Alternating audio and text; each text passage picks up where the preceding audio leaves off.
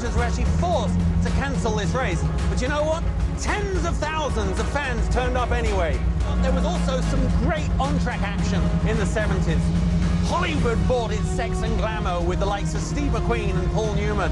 And boy, the 80s and 90s were a spectacular time in American sports car racing. The past decade saw a major technology leap. And then, of course, we had the era of Audi. 8 straight wins here at the Sebring 12 Hours. Well, here we are on the grid for this year's race. Things certainly have changed since Hans Hermann last wore this helmet in a car just like this on the grid here at Sebring. But you know, the cars, the atmosphere, the fans are so incredible that I think we're in for a real treat this year. Welcome to the 2010 Sebring 12 Hours.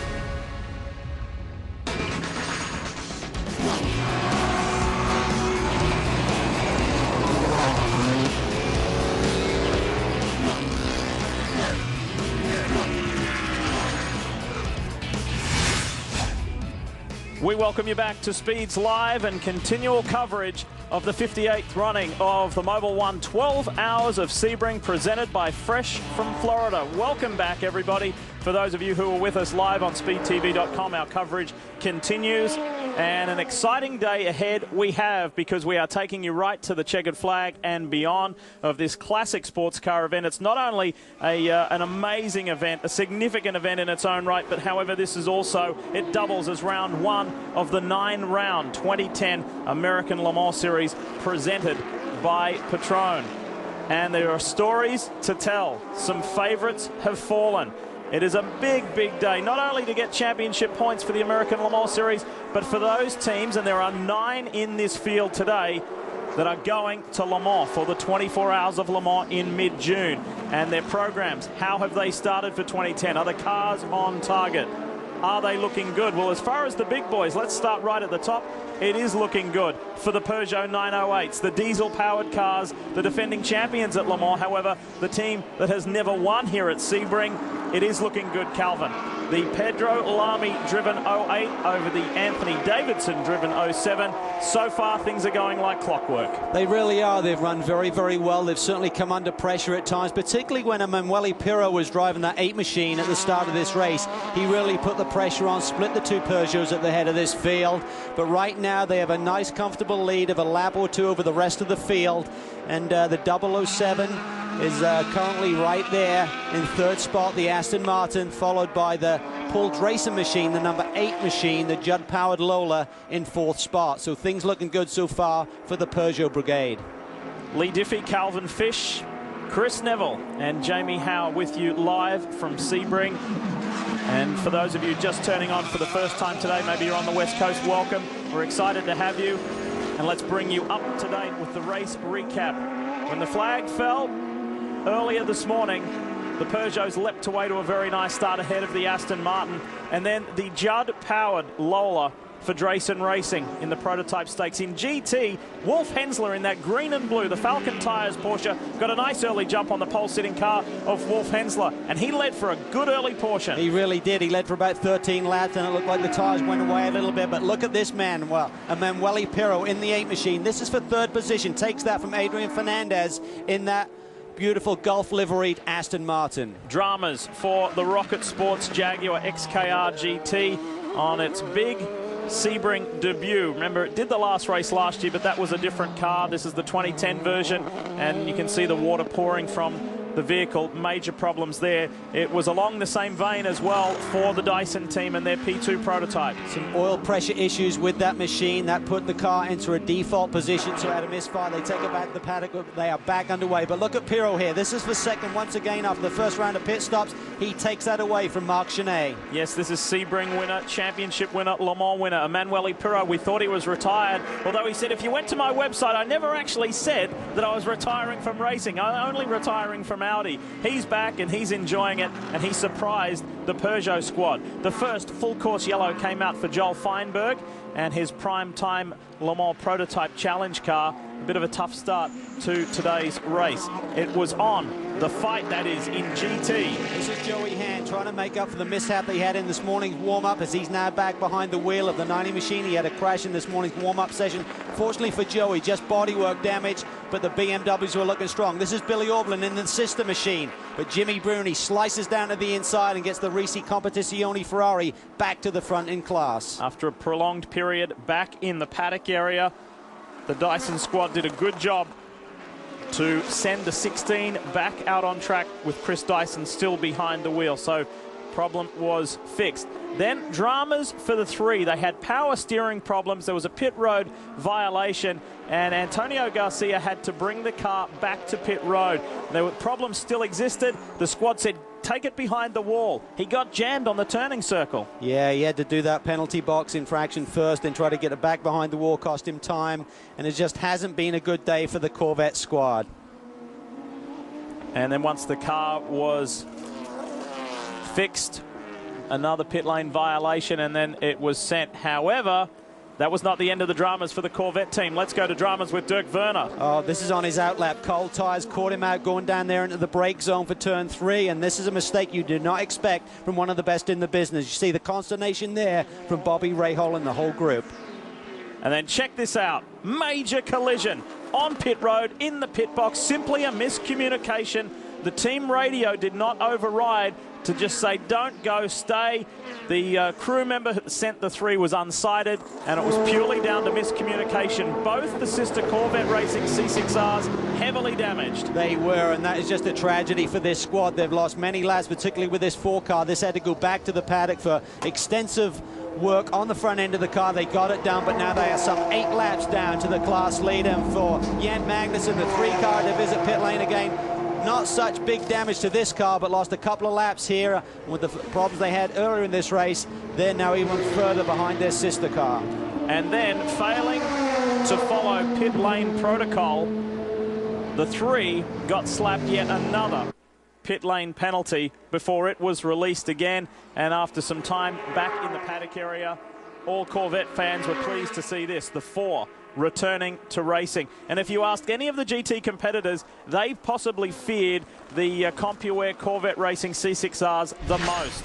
And who would have thought that they took each other, perhaps, out of the chance of winning this race. Here are your 5. Yes, 5. That's something new for 2010. 5 classes in the American Le Mans Series. And here at the Mobil 1 12 Hours of Sebring, that's how it looks at the moment. Lamy, Franchitti, Wilkins, Bruni and Leitzinger are your respective class leaders. Just a little over 8 hours, 20 minutes remaining in this race. And other than the Corvette problem, no major dramas to report. It's all been fairly orderly at the moment, but for now, let's take a closer look at the Nature Valley track map. The Great Sebring International Raceway is 3.7 miles in length with 17 turns. Very bumpy, very abrasive surface, but it's a wide open expanse with great long straightaways leading to good passing zones and braking in turn 1, turn 7, and in turn 17. Now, courtesy of iRacing.com, we're on board Corvette Racing's GT2 car, approaching turn 1 about 150 miles an hour. It's a blind corner. You can't see the apex. Down a gear, then look at the bumps through here. It's really bumpy, really treacherous. You have to watch that exit curve. The run down to turn 7, also known as the hairpin, gets the car to complete top speed. You'll be in top gear, running at about 185 miles per hour. As you get to the brake zone, you'll go from your top gear all the way into first. Now, the problem is trying to get power down off this corner. First gear, full acceleration, these S's are done flat, and they lead onto a straightaway, so exit speed is king. Now, the fastest part of this racetrack is the run between 16 and 17. Prototype's about 200 miles an hour. These GT2 cars about 165. And it's hard on the brakes, long, long corner. Many different lines to be utilized throughout the course of this race here. Look at him working the steering, working the throttle, hard on the power to flash across the start-finish line. So there you have it, and Dorsey will join us shortly. And Brian Till on the team as well. So we've got the full squad here for you. Some great aerial pictures with thanks to Porsche.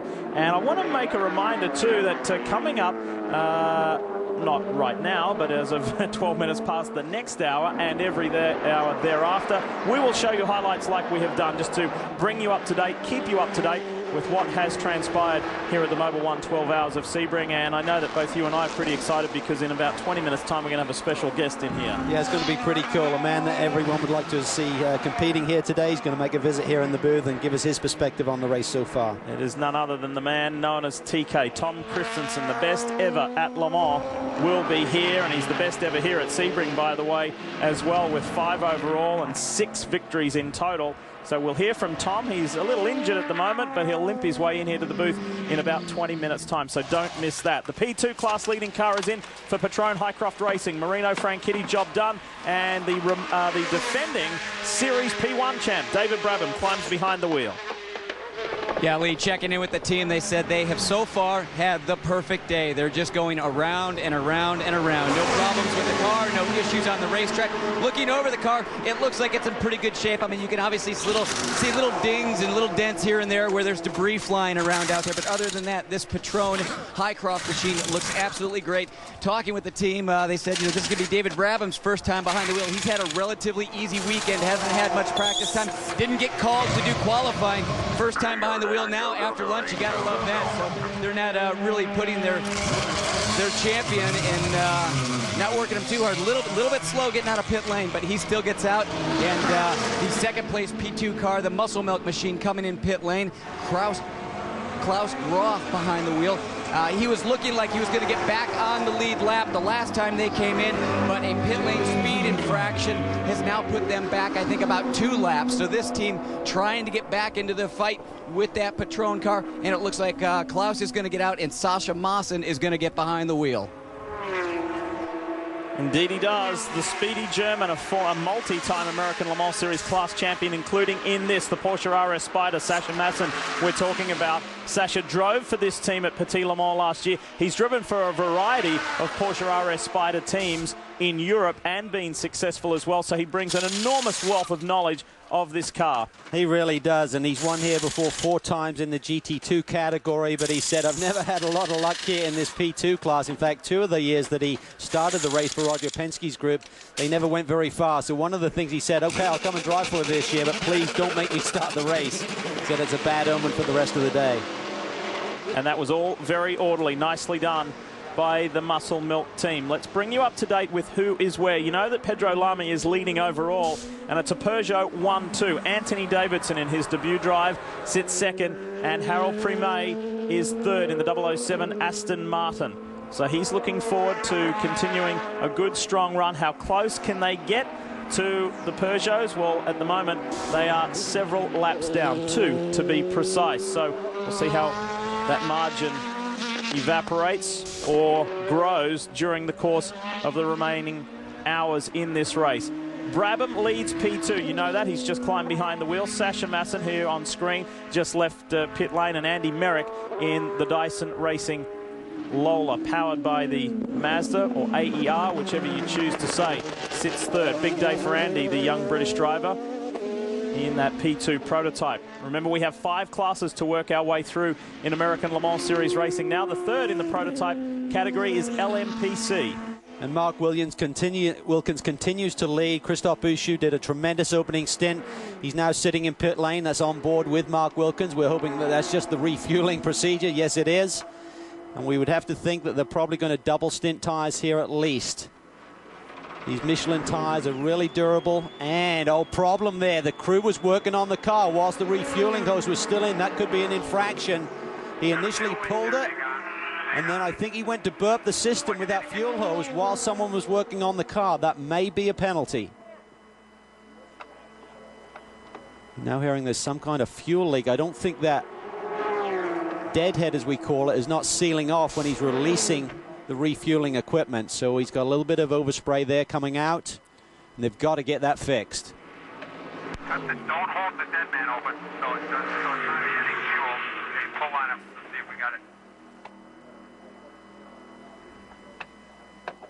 Oh, we talked about what could go wrong with these cars, relatively new in their life in terms of not running anything over a sprint race like they see in Europe.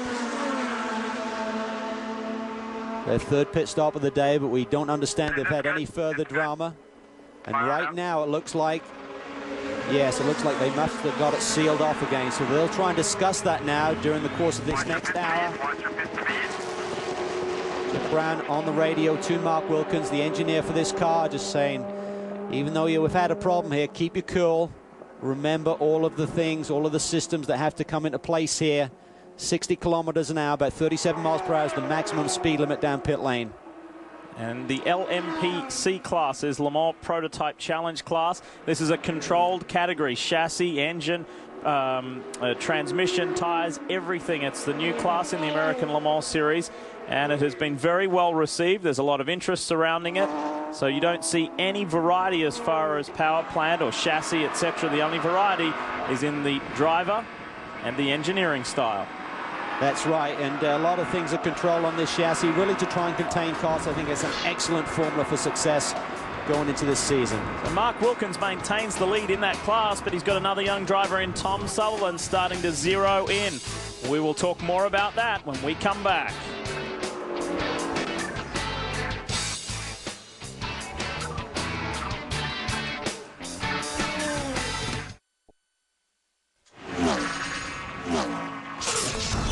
Speed's coverage of the American Le Mans Series Mobil 1 12 Hours of Sebring is brought to you by Nature Valley Granola Bars. The taste nature intended. By Mobil 1, the world's leading synthetic motor oil brand. Step up to Mobil 1 at your next oil change. And by Michelin, a better way forward. There is a lot to talk about from Sebring, Florida today as the Mobil 1 12 Hours of Sebring continues.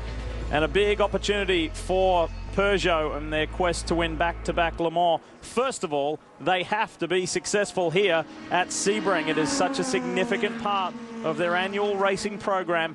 And this is the last time that we will see the 908, the diesel-powered 908 here at Sebring. A fresh car is due next year.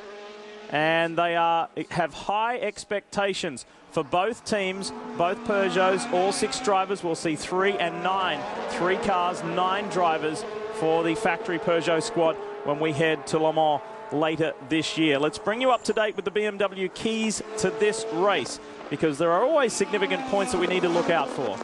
Well, pun intended, the challenge of traffic this year with the 2 challenge classes. Obviously a lot of traffic out there running at various speeds, so the boys are really on their toes here today to not run afoul of that.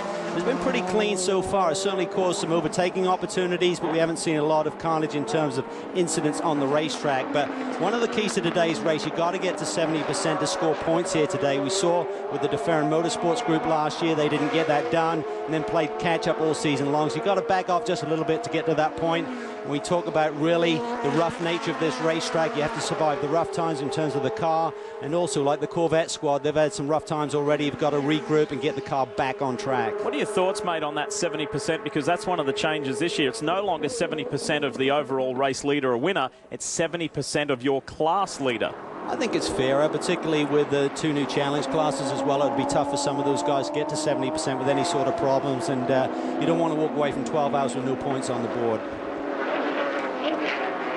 Pedro Lamy jumps from the 08, the race leading car. So the 07 inherits the lead for now. You can see the 8, that is the Drayson Racing car. The Judd-powered Lola directly in front of the Peugeot. Like driver change going on there. There's going to be a fresh set of rubber Michelin tires going on as well. So full service here for the 08. Came in with the lead, Pedro Lamy behind the wheel. We believe there was a driver change done. We'll see who's going to take over from he. But it's been a beautiful race so far for these guys. They really have come a long way. When we first saw them 3 years ago here, they really didn't have their pit routine together, let's put it that way, and made numerous errors, but they've really cleaned up their act now. They're very efficient, as we saw at Le Mans. This is a very strong squad. And there's dramas for that 8 squad. While the Peugeot accelerates, there's dramas for the Drayson squad, so much so that the lead P2 car is up to 4th place now. So David Brabham has been elevated to overall 4th place, still leading P2 class. And we can confirm that Nick Manassian is behind the wheel of the 08 Peugeot as he works up to speed. But this is frustration. These guys were looking for a really solid run here today. We understand they're checking the alternator belt on the Drayson car, the 8 machine there, so something was giving them an alarm. They weren't getting the right charge or whatever in the system, and the telemetry was telling them that.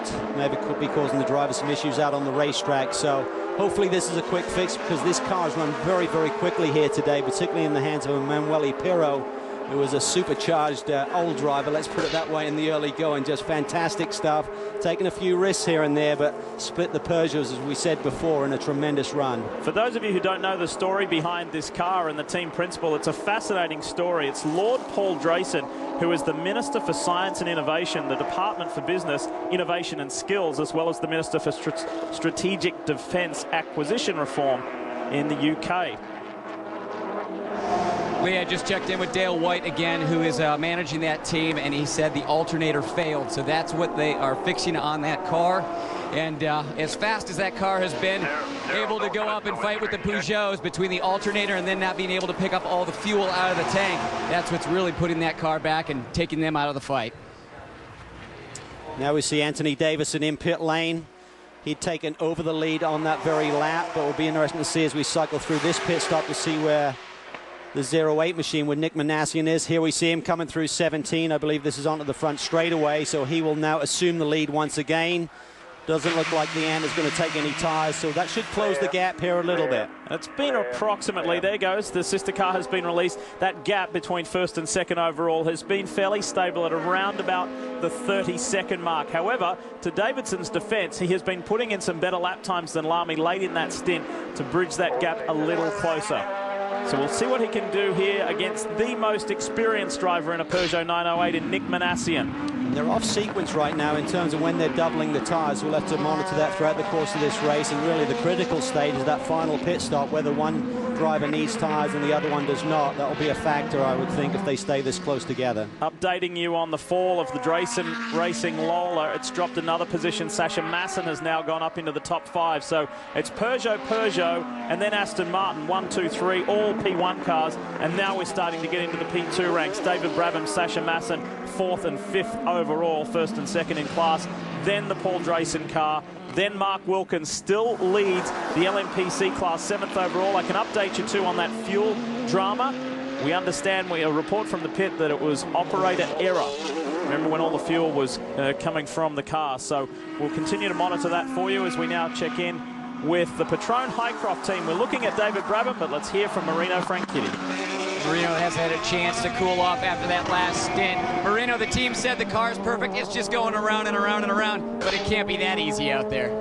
No, I mean, I had some trouble with my seat there. It was it's basically second stint.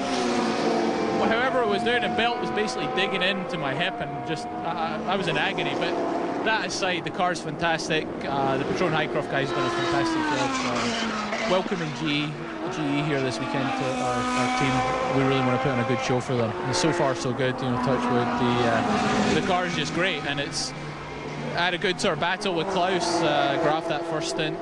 Managed to put him a lap down, and that second stint we just pulled out a little bit more, maintained the gap. And yeah, long way to go though. The traffic out there is really crazy, so it's good fun though. Having a lot of fun with it. Now that fit issue that you're having with the car, does that kind of go back to the lack of long runs we had during practice, all the red flags?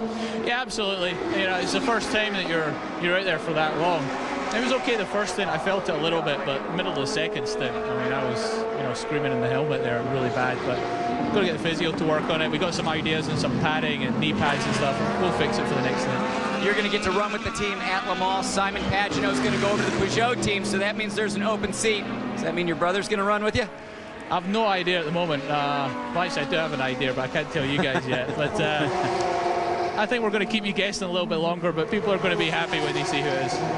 Well, we're hoping it's his brother, and Dario is here this weekend watching his brother race. Wonderful opportunity for Marino Franchitti, and team principal Duncan Dayton said it's important today to win, get maximum points for the championship. We know the car can do 12 hours and win. Just look at Andretti Green and the Lowe's Fernandez team over the years. But one of the most important things for us, if we can accomplish those two goals here today, is going to be the Monday-Tuesday test. We're not going to do anything to the car. We're just going to take it back out on track and do another 12 hours, and let's see if this car is ready for the 24 hours of Le Mans. Hey, speaking of Le Mans, You know a little bit about this guy? Tom Christensen. He's in the house. He'll be with us when we come back.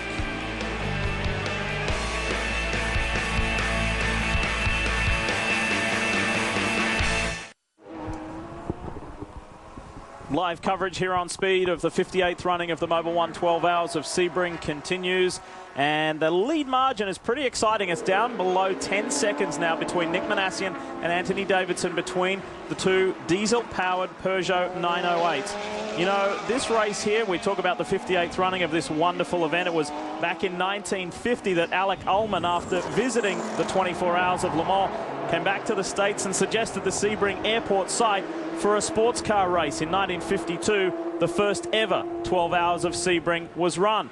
We all know Dr. Don Panos, the founder of this series, so well. After visiting the 24 Hours of Le Mans in the late 1990s, this series, the American Le Mans series, was spawned. Le Mans is the hub of the sports car racing wheel, and the man who is the greatest ever at the 24 Hours of Le Mans joins us now. Tom Christensen. TK, thanks so much for your time, and I'll give you that 20 bucks back later. You don't have to pay me for saying that. Look at this. Here's a pretty impressive graphic. The guys who have won this race and Le Mans in the same year, you were lucky enough, not lucky enough, you were good enough to do it twice. What's it like for you being back at Sebring?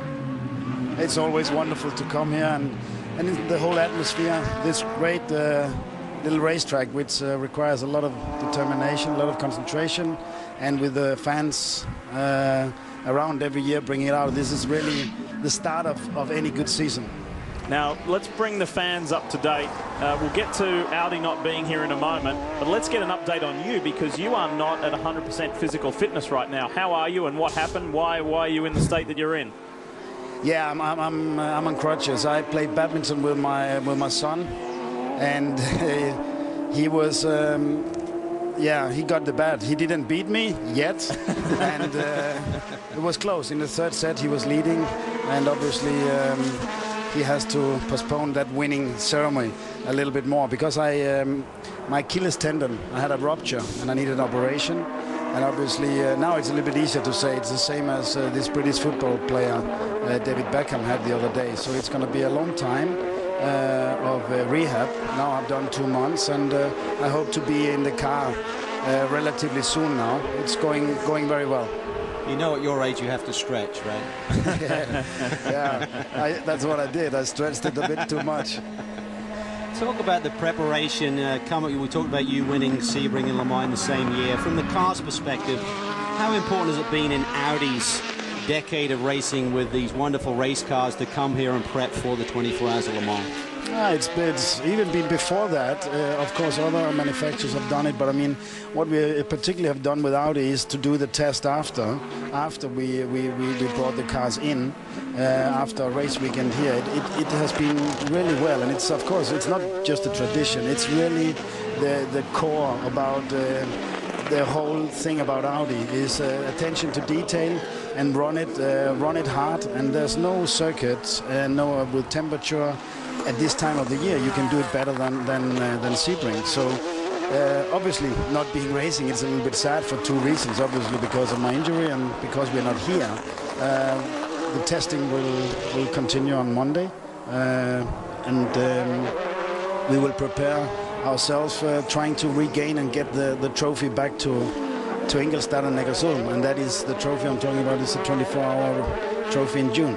Last year you won here at Sebring, narrowly over the Peugeots. It was a very close-fought contest. Great race. Huh? What happened at Le Mans? Where did it all go wrong, Tom? So it was a very un-Audi-like performance by all 3 cars there. Yeah, I mean, in many ways. I mean, winning here last year was, it was a great race, great final stint of McNish, and of course this was something which we knew would be different at Le Mans. The track layout are completely different. Let's say, just to cut it in short, we couldn't run, let's say, our full power over the entire duration in Le Mans due to radiators, due to things which then preventing us from from overheating. So it was, as you said, not an Audi-like situation, but it was a few things put together made it a very challenging race for us. But So the third place actually felt quite good, but that's not what we inspire for. We are here trying to win, and we are here trying to get the trophy back. We've got to know Dr. Wolfgang Ulrich so well. Ralph Jutner, your technical director, everybody involved, and we've seen you guys and we've celebrated with you. You've had so many great successes. What was it like on the flip side, on the counter side? Take us inside Audi Sport when there was such a large loss, when you guys are so used to winning. Yeah, we're used to racing. We're used to doing our best, and I think in many ways we actually did our best last year, but we got beaten, and we have, of course, a great respect for Peugeot in that sense. But I think in many ways, Dr. Ulrich, under his leadership, is, I mean, you can say he is a great boss, and in that sense, he's able to generate the best out of and take, and let's say, into account what we can do better for this season. And obviously, as we know, we even tried to be racing here, and we want to improve on that, and we will do that.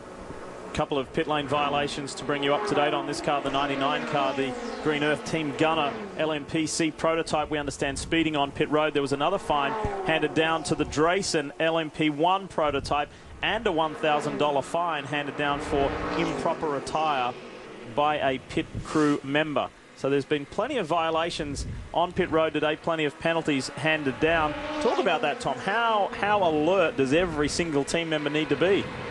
You need to be very alert. It's very busy there, and it happens so fast. I mean, the TV doesn't give the right value here. The speed going down through there, the reaction you need to take.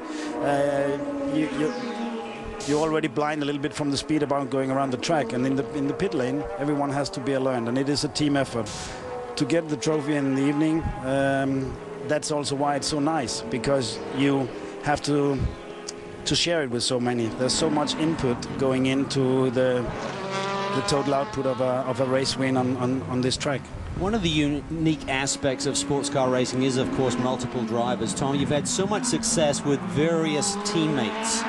When you get teammates together, I mean, what is the key element for you? I mean, you've won races over the years at Le Mans with various teammates, and it's like you've got that magic. Is there so much compromise in terms of give and take, whether it's just the seat? We heard Marino talk about the seat insert is giving him problems, the setup of the car. What are the factors involved in having a successful and cohesive group?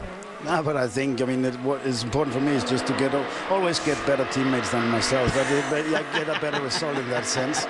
But certainly it's also to get a good, to gel together, and it's about compromise. And you know, some days you can eat more compromise than the others, and it goes, and it's just what's internal. But when you get this understanding, racing gets down a lot better, and you enjoy, let's say, the spanking out there.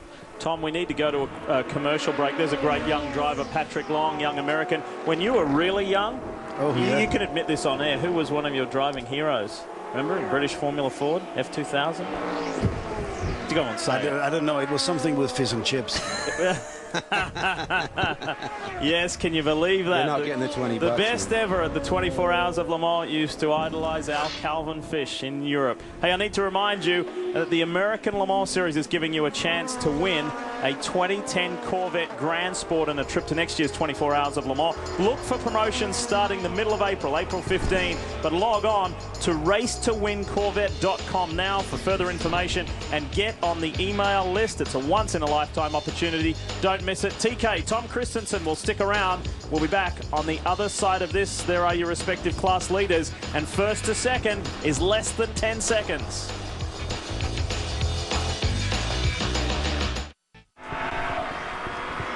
What a picture it is. Sebring International Raceway for the 58th running of this amazing event.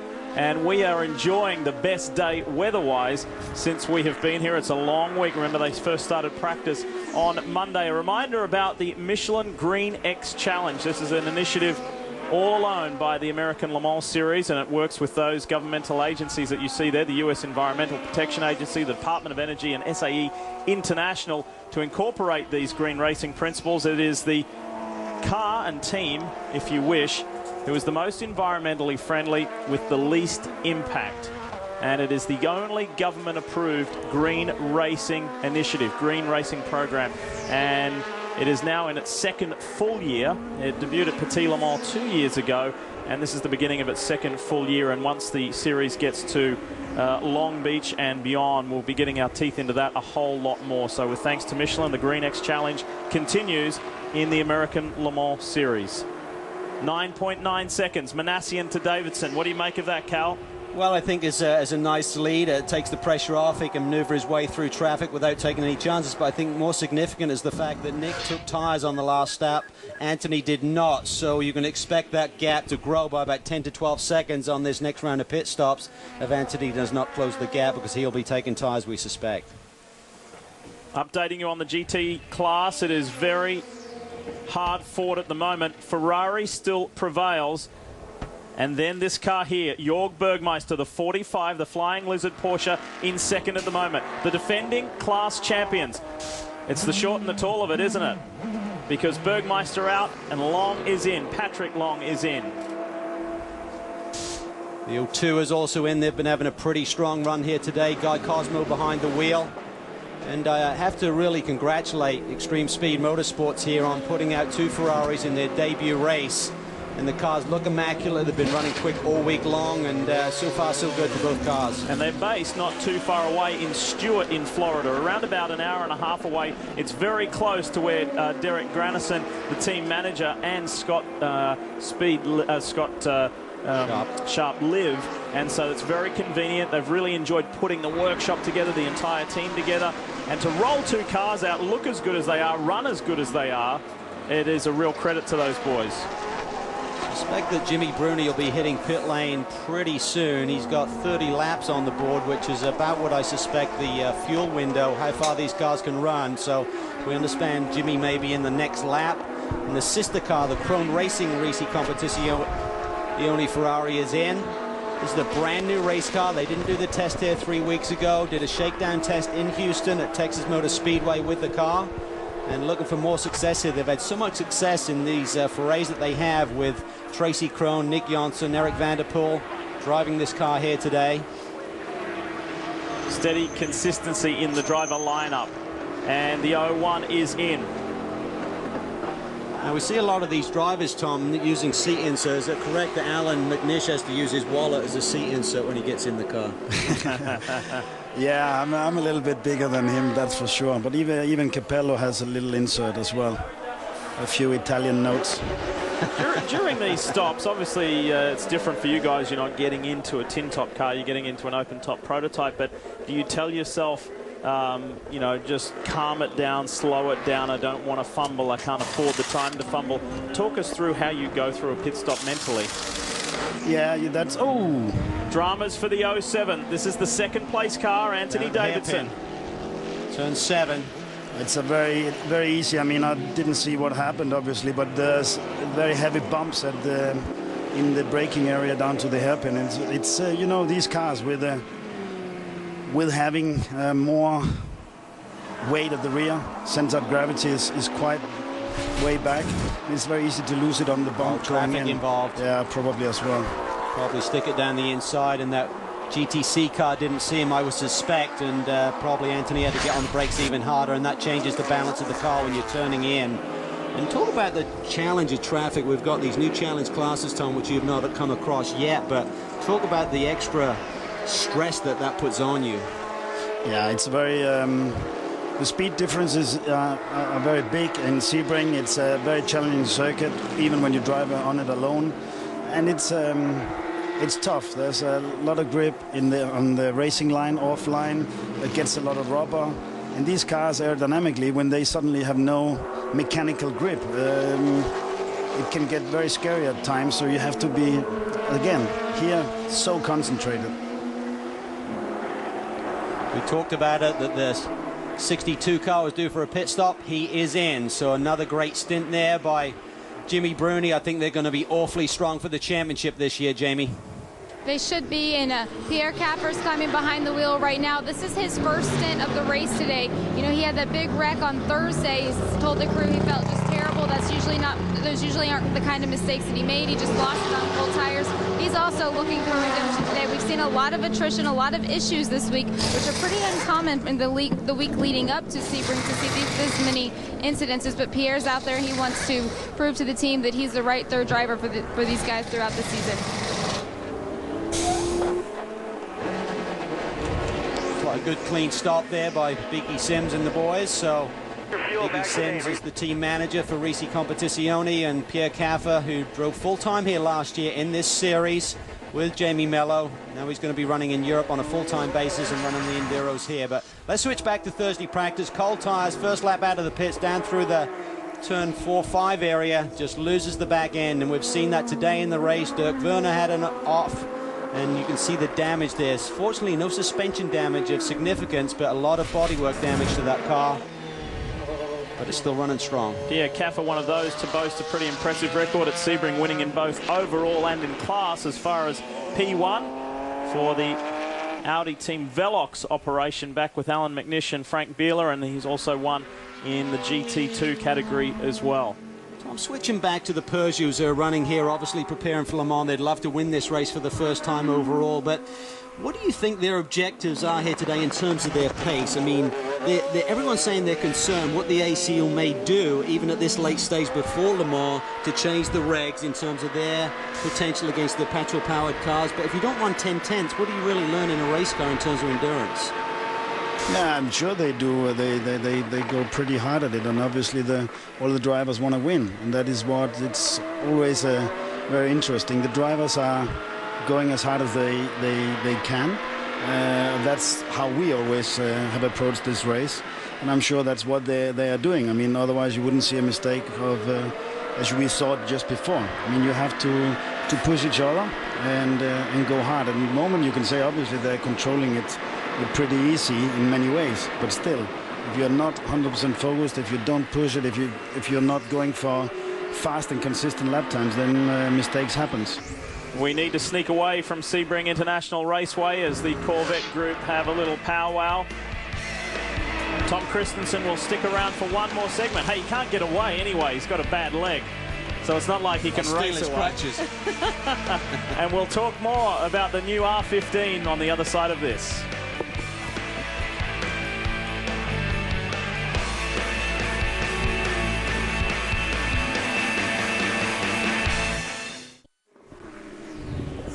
A quick reminder for you about Dangerous Drives. That's Wednesday on Speed. You can buckle in as these rugged four-wheelers take you to some of the most isolated and hostile territories in the country. Extreme off-roaders. That's all new Dangerous Drives right here on Speed at 9 p.m. Eastern. We're back at Sebring. The race continues. The countdown continues. Just a little over 7.5 hours remaining in this amazing race. And let's talk more about Patron Highcroft with Chris Neville.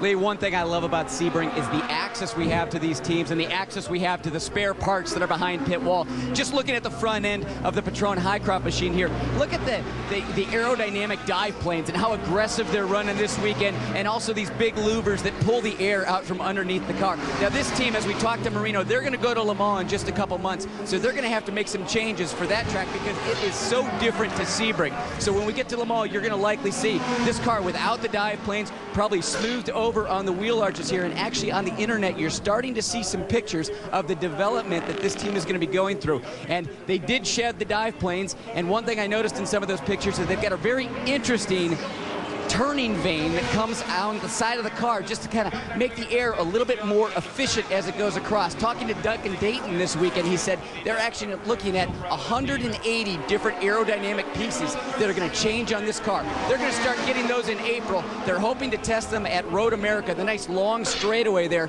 before they go to Le Mans, but they've got a lot of work in front of them. And Tom, talking about this track in comparison to Le Mans and the high downforce setup, when you go to that low downforce setup, what does that really feel like for the driver? Obviously, braking distance are getting longer, and the car is a little bit. You have to be a little bit less aggressive in the driving, in direction changes. It's just you have to be a little bit, get the rhythm in your driving needs to be a little bit more optimized in that sense. So when you drive a car with less downforce, you need to be more comfortable with the car. And we understand that new bodywork has been tested at Ricard just a couple of weeks ago there by Stracker Racing. They're campaigning one of these HPD chassis over there this year. So some of the aero work has been done. Obviously, Nick Worth is still involved, even though he's involved with the Virgin Racing Formula One team. He is still working hard on making sure that this car goes to Le Mans with a lot of speed. Tom, we know that you're busy, even though you're getting around a little bit impaired. We do really thank you for your time. We've already seen pictures on the internet of the new R15 Plus. It looks pretty racy. It looks good. Yeah, it looks great. I mean, it's they have done a very good job in packaging the new car, and I'm sure it's gonna probably look even better when you see the paint job, what we call it, when we come for Le Mans. Well, thanks for your time, mate. We really appreciate you coming into the speed booth. Good luck with the recovery physically. Good luck with the season ahead. Thank you very much. Good luck with the race. There he is, folks. Tom Christensen, the best ever at Le Mans. And he's pretty handy here at Sebring as well, with 5 overall victories, 6 if you count a class victory as well. We really thank Tom for his time. We look forward to hearing more updates on that Audi. We'll hear more if you go to speedtv.com later next week after they complete a multi-day test here at Sebring International Raceway after this event is done. So Brab's just getting back in the groove. They've got a nice, I think it's about a lap and a half cushion over Sasha Masson, who's running second now in the Muscle Milk car. So at this stage, the real key is just to keep pounding around, get that 70%, and then if you want to stretch it a little bit, you certainly can. But this race is so critical. It was critical in their championship winning effort last year to get strong points here. And right now, smooth sailing for the #1 team. Not even halfway yet, not even close to being halfway yet, but already this race has taken on a different complexion than what was being predicted. A lot of people are talking about traffic, traffic, traffic. We think we're going to have, maybe we could even have double-digit yellows. We're not even seeing that. No, we're not. I think everyone's behaving really well. I think the challenge class drivers are certainly learning the ropes over the... It's a long week here. That's the nice thing about Sebring. Some people complain about how long you're here. Some of these teams have been testing since last weekend, but the nice thing is it allows all of these new drivers to gradually get up to speed, get comfortable with this very difficult racetrack. And when you're learning a new car, a new class, a new racetrack all at the same time, and you suddenly got these other cars ripping around there at, you know, breakneck speed, full on the gas, it's sometimes scary. And we saw some hairy moments during the course of the testing this week, but race time comes around, everyone's a bit more up to speed, and it's looking good so far. This is the GTC leading car, the 81 of Butch Leitzinger, and they've been in that position, a very strong position, nicely. And then right behind is the Velox 88. That is second in class, and not only right behind in class, but right behind on pit road as well. So those boys are enjoying a good, solid run in the new GT Challenge class. Porsche only in the 5th of 5 classes in the American Le Mans Series. And the 63 of Duncan Endy, the TRG car, the TRG Porsche, is also well placed. It's in the top 3. The 23 running well also for Alex Job Racing. So there's good tight competition, whether it be the new 2010 Porsche, whether it be the Grand Am spec Porsche, or whether it be the World Challenge spec. So they've got that balance, that parity, nice and level. With this race having so much extra traffic in it, with all 5 different classes, after the drivers meeting yesterday, the race director, Bo Barfield, had all of the challenge class drivers stay in a GT challenge. They all had a nice talking with driver Pat Long, one of the Porsche factory drivers, who just kind of talked him through the ins and outs of the traffic and how to manage the prototypes, to make sure you look in the mirrors and to make sure that you're at the top of your game every time you're behind the wheel of the car, just to make sure everyone has a great race. So IMSA is really doing the job to try and get these drivers up to speed as quickly as possible so everyone can have a clean race. And I think David Brabham actually had a similar conversation with the LMPC drivers. So I think you're just going to get respect. I think Bo Barfield has tremendous respect throughout this paddock. But when you bring in 2 stars through very established name drivers like Pat Long and David Brabham have a chat with you, your ears are going to perk up a little bit more. This is the 63 combination that I was talking about of Henri Richard, Duncan Endy and Andy Lally.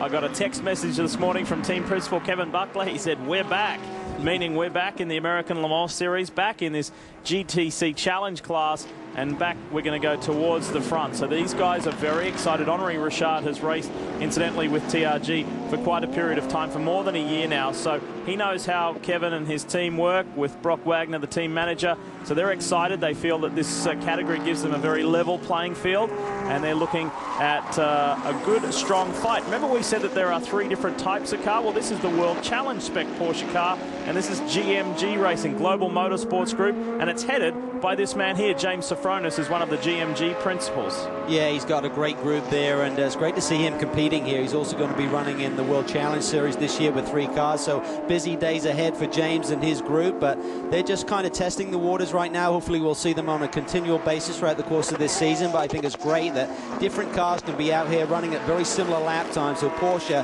hats off to them for really getting their sums right. And they have a man in just his 2nd year of racing, Brett Curtis, part of that team, along with veteran sports car racer Andy Pilgrim. So it's quite an interesting threesome there. Top 5 as far as your respective class leaders. Manassian overall over the sister Peugeot. It's the way it stands right here at sunny Sebring. Stick around. We're live all the way through to the finish for another 7.5 hours and 30 minutes of post-race coverage as well.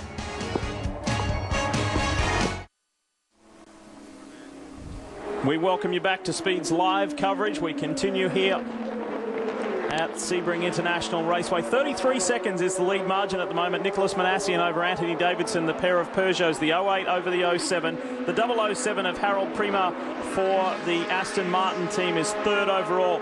Then we start breaking it down into the categories. This is the overall race leading car at the moment. 4th is David Brabham, that's the best P2 car. 5th is Sasha Masson, that's 2nd in P2. The best LMPC car, Mark Wilkins, in 66, and the 99 has spun. This is one of our LMPC prototypes. Gentle nudge to the wall, did a little bit of lift on the rear body there. See if that, at least he's at pit in, so he can go right in and get it fixed if that's the case. Yeah, if you want to describe it as a convenient position for the pits, it's not convenient for traffic oncoming. And the Genoa LMPC prototype gets through doors. Wow, just really out wide there as he was coming around underneath the bridge, and he gets into a really dirty part of the racetrack with the bump. Watch here on board. Now he's getting that way too wide here. He should have been tucked more to the right. And that's just dirty racetrack over there. If you take a look at the rear left, there may have been some suspension damage already. The way that that was flapping around, whether that led to that spin for Christian Zugel. I've noticed that that bodywork was moving a lot. You see a damage there right behind the left rear wheel. That's all aerodynamic bits right there. It won't affect the running of the car as far as mechanical, but certainly aero grip is hindered. Speaking of green, it's appropriate we talk about Jaguar, and we welcome in the Global Marketing Director for Jaguar, CJ O'Donnell. CJ, great to have you here. Great to have the company, the manufacturer, the mark, part of the American Le Mans Series. Well, thank you. We're very, very proud to be back here today. There's been a lot of people talking about Jaguar's involvement and rocket sports racing. Unfortunately, let's get the bad news out of the way first. Unfortunately for Paul Gentilozzi and his drivers and his team, the car is out of the race, but it's early days. It's a long season. Well, we did look today as a major development part of the program. We didn't expect that it was going to be easy going at this part of the season, but we learned a great deal. We were going pretty quick in a couple aspects of the track, and we're pleased in a way that we made some progress over the weekend and expect to continue to do so as we head towards Long Beach. As a manufacturer, as a mark, Jaguar has such a special place in the history, the landscape of sports car racing globally. Did you feel a little bit out of the party? Is that why you're back? You wanted to come back? There's obviously a reason why Jaguar is involved. Well, you know, racing is part of our heritage. It's part of our blood. We've been out of the sports car racing, American Le Mans and things like this for a long, long time. It's been almost 20 years, in fact, since we were at Le Mans and had some wonderful victories there. And it was time to prove ourselves once again, show the pedigree, and in the process, show that we still make some beautiful fast cars. One of the key statement points of the American Le Mans Series is the relevance of the racing, the relevance of the series to the manufacturers and the cars that we purchase that go on the streets. Do you agree? And is that what Jaguar sees bringing its wares to the American Le Mans Series? Absolutely. We're working with the GT2 category, production pace cars. We have our XKR in the race. It's all aluminum construction. It's our standard street V8 engine, 5-liter powered car. Everything we learn here today goes to the street version of our products, and everything on the street benefits because of the result of our presence in motorsport. So it's a great connection, and it's good for the brand. Great to see the Jaguar, Mark. You guys did a really, really good job around this racetrack with the different displays you've put on and so forth for the fans, and we sure appreciate that. Well, we're really proud of what we've done. Sebring's a legendary racetrack, a place we've connected with in the past. It's our 75th anniversary this year, so we're looking back to the heritage of Jaguar Motorsport, and doing so connecting with places like Sebring, Le Mans, and other circuits around the world this year. Jaguar has won overall here in the 12 hours of Sebring, and perhaps one day in the future it will again. We know that you are competing in the GT class. CJ O'Donnell, the Global Marketing Director for Jaguar, thanks for your time, and thanks for being involved in the American Le Mans Series. Thank you. We'll be back right after this.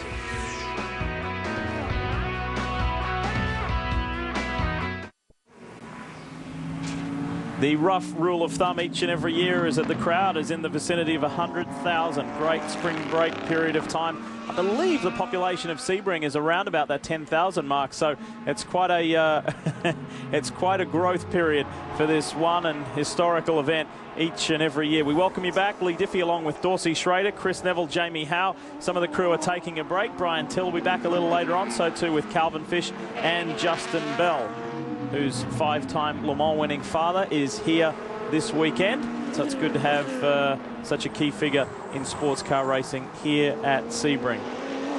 Dorsey, you're a real crowd man. I know you love it. This is more fun. This is one of the racetracks in the United States that if you've never come to, I would say is a must.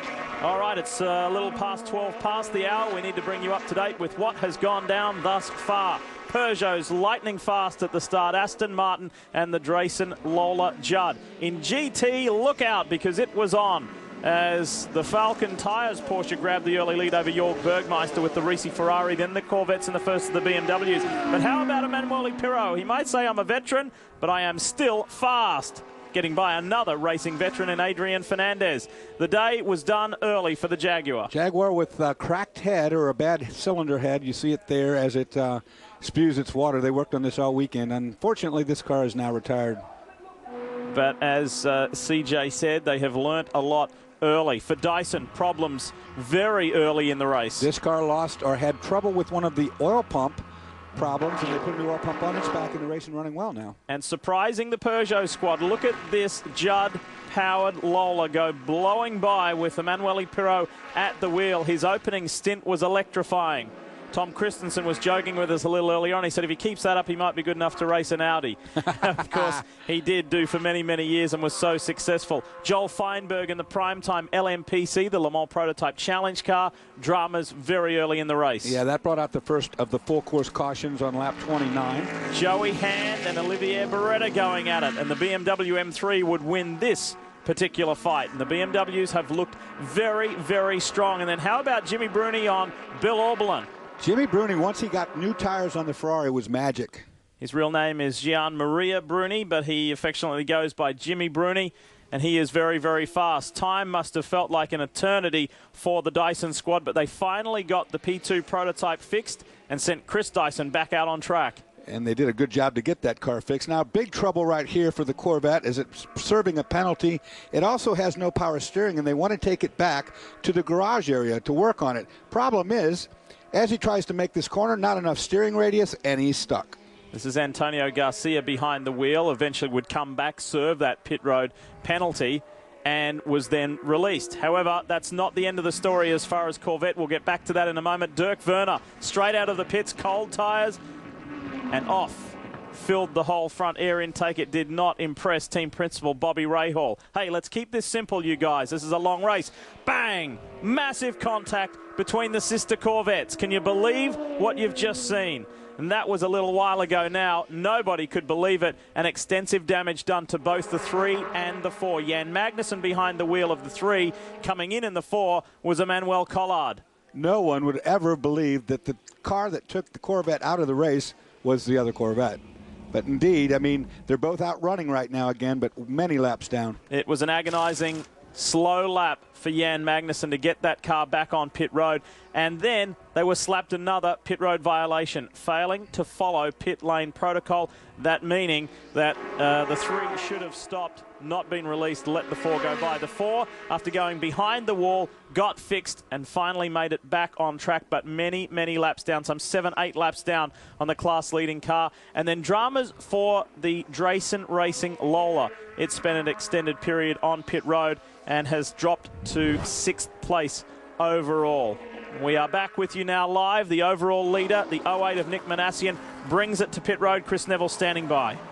Yeah, Lee, it looks like a very casual pit stop here. Nick Manassian staying behind the wheel of the team, just doing fuel. All the other team members looking all over the car, trying to see if they can see anything potentially wrong with this car that they might have to fix on either this stop or some of the stops that might come further down the road. But that Peugeot 908 looks absolutely perfect. Track is clear as the call as the 08 returns. And talking with Nick Manassian earlier in the weekend, he just said this team, this organisation is so buttoned up now. When they first come into it, as we show you the P1 situation there, Manassian, Davidson, Prime and Pirot, Dorsey said when they came in, we're going to roll through the classes, that they aspired to be like Audi. Now they are every bit as good as Audi, if not better. They are so together. And now Audi, of course, trying to get back on par with the Peugeot. That's how it stands in P2. This is how it stands in LMPC, Le Mans Prototype Challenge class. Scott Tucker from Level 5 Motorsports, Tom Sutherland in the Genoa car, Christian Zugel for Green Earth Team Gunner, who you saw just spin, Brian Wong in the Intersport car, and James Guay in his first drive in a prototype in some 4 or 5 years is in the top 5 in that LMPC class. Pierre Caffa, well, the domination of Risi Competizione in the Enduros, it continues. The Ferrari, of course, at the beginning of the race fell victim to tires going off, but then it had stayed out in qualifying a lot longer. Once it got the new tires, it has been at the front. Butch Leitzinger in the GTC, GT Challenge class, and that has pretty much dominated the entire way. Just a little over 7 hours remaining in the 12 hours of Sebring, and Butch leads over Bill Sweedler and James Sofronis, and Lawson Aschenbach and Andy Lally also in the top 5 in that class. So that gives you a good overall picture of who is where at the moment. Davidson, Anthony Davidson, has inherited the race lead because of the stop from this car here, the 08. Nick Manassian in second place. It gives you a good look at the Peugeot stretching its legs. All going to plan is what is to report here for Peugeot. Team Peugeot total doing a beautiful job. 22 seconds is the lead margin. Davidson over Manassian. We'll be back.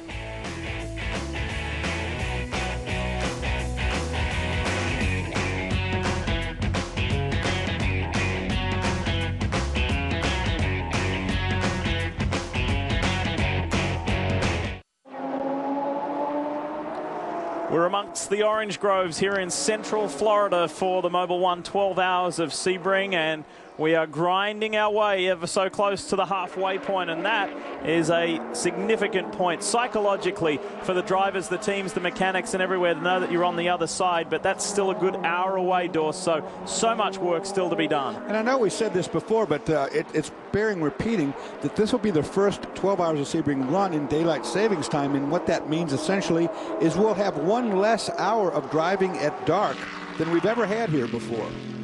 Which is a huge bonus. It's a wonderful sight this year, Sebring International Raceway. We have been sending Justin Bell out during the week to sample the sights of Sebring. Yes, guys, it is certainly that time again. Well, Sebring is all about almost a year of preparation to come here. Just look at this Corvette with their spectacular setup in the paddock. Over there, Scott Sharp's new Patrón team. And here is Peugeot with their entire Le Mans paddock setup. Now, it takes a lot of dedication, passion and energy to prepare to come here to Sebring. And if you think it's just the teams that do it, you're wrong. Ladies, how are you? Wonderful. Happy race day. Thank you. So obviously this is your first time at Sebring? No, this is actually my 55th year. My first year my mother was minus 20. How many? You were 5? And you're skipping high school to come here today, obviously. Oh, that's nice. And no, one smart fella taught by my father, I'll let you know. Ladies, you look beautiful. Have a nice evening. Who said Audi wasn't here? So Lauren, you have a story for me on what goes on here. Right. Well, every year they have this thing called the Virgin, and all the people, their first time at Sebring, they get up on the stage, and we have a toilet. We fill it with whipped cream and cherries, and you have to stick your head in the toilet and pull out a cherry with your mouth. Your parents must be so proud. Oh yes, of course.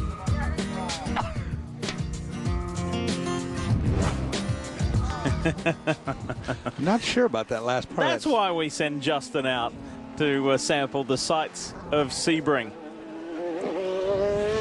For those of you just joining us, the story today, it's Peugeot. As simple as that. And this is building for another fabulous year of the head-to-head Peugeot v Audi when we get to Le Mans in June. It's going to be pretty captivating stuff. These guys learnt the hard way about Sebring. And if they didn't learn their lessons on what went down here in the United States, you'd say, well, you'd kind of raise your eyebrows. But they learnt, they went away, they made these cars better, Dorsey, as a result of this track, this race. It's really a spectacular run so far. Everything going exactly according to plan, making it look easy. And this is not by any means, no matter what competition you have or do not have, an easy place to get a victory. Always good to boast car number one. This is the defending series champions in the P1 class, however switching gears this year for this event running in P2. However, Chris, as we all know, when we get to Long Beach, it'll be the combined prototype class, right?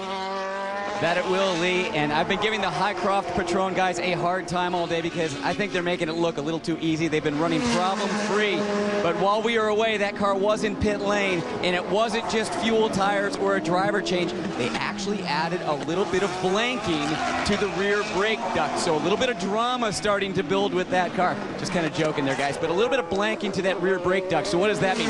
That means they're closing off the brake duct to the rear brakes. Obviously, they didn't have that brake temperature as high as they would like. Dorsey, with carbon brakes, why do you need to keep those brakes within a certain operating temperature? With these carbon fiber brakes, it's actually a carbon pad, brake pad up against a carbon fiber rotor.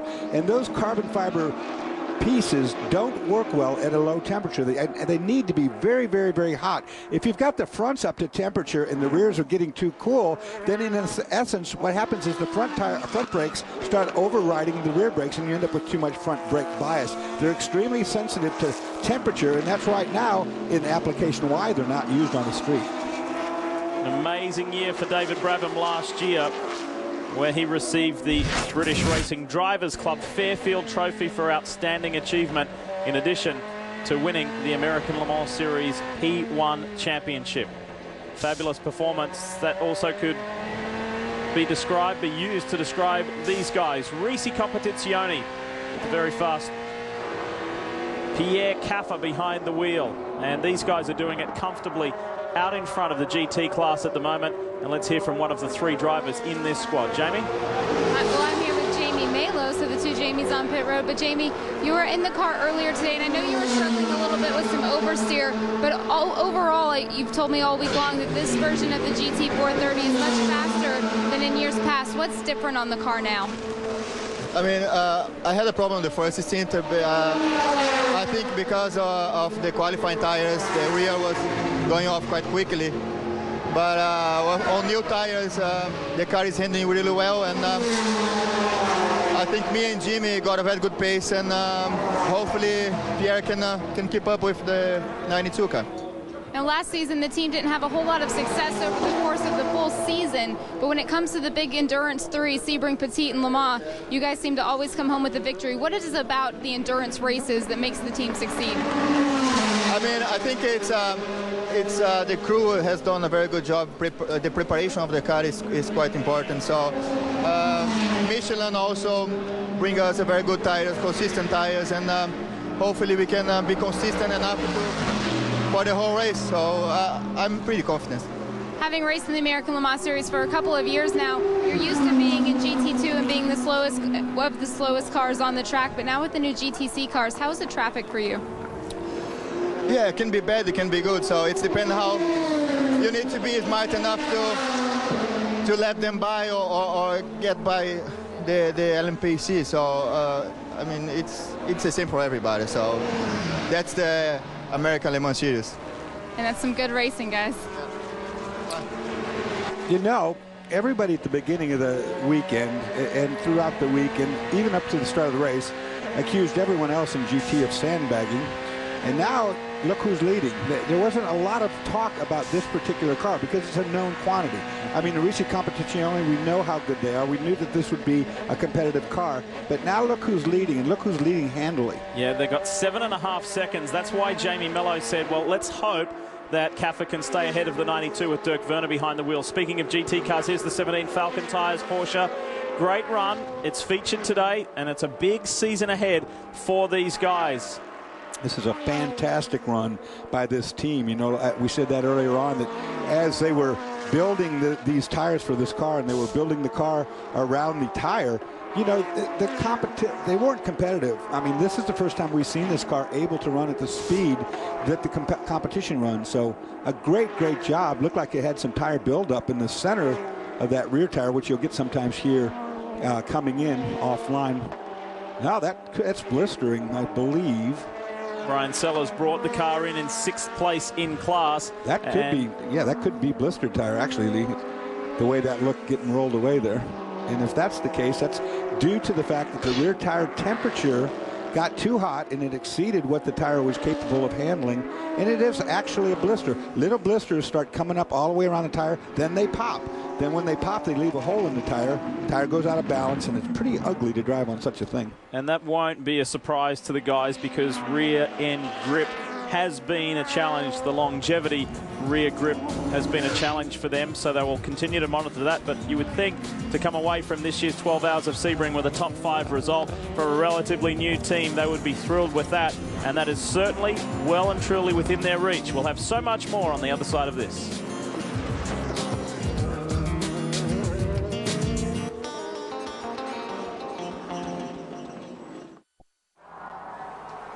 Nick Manassian, French driver who resides in the UK, has a British wife, so he calls England home these days. But he has raced extensively here in the United States and running well out in front, 1.5 minutes out in front of Alex Wurz in the sister Peugeot. So it's 08-07, it's status quo, 007. Adrian Fernandez back behind the wheel of the Aston Martin. So that's all fairly steady at the front of the field. Let's bring you in with a new segment, and it is as simple as this. Who said that? You can play along at home as well, folks, but we're going to put the heat, we're going to put the attention on a couple of our pit reporters, Jamie Howard, Justin Bell, standing by in pit lane. Take a look at this. See if you can guess the answer. We'll see if Justin and Jamie can get it as well. We're going to wind back the clock a few years here in the ALMS.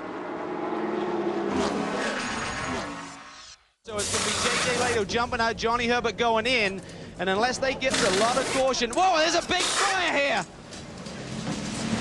Big moment here. Johnny Herbert is getting back out of the car, I believe. We're trying to see through the smoke here, and that was a scary moment. Now they're probably trying to get back in. Definitely a scary moment for the boys. That was down in Miami. And here's the quote from 2003. They're both so cool about it. No pun intended. Who said it, Justin and Jamie? A, Bill Adam. B, Greg Creamer. C, the then team principal of Champion Racing, Dave Mirage. My vote's going to go with Dave Mirage on that one. He's a pretty funny guy once he opens up. Dave Mirage is a great guy, along with Greg and Bill as well. Justin, your thoughts? Who said it? They're both so cool about it, no pun intended. Well, you know, I think the man who loves puns more than anyone, it would have to be Greg Creamer. I've never heard anyone come up with so much dribble, so it could be him, right? Well, good chances. Let's see. It could have been him.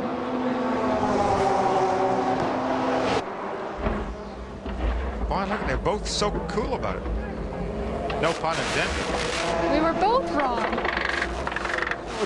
That's right. That Canadian voice gives it away. Our old friend and colleague, Bill Adam, was the man who said that back in 2003, and he's a good friend of Champion Racing's as well. We say hi to Bill if you're watching down in Miami, and we'll be back with more of Who Said That later throughout our coverage. We'll see if they can get it wrong. So a good guess. Probably too easy to put me on there.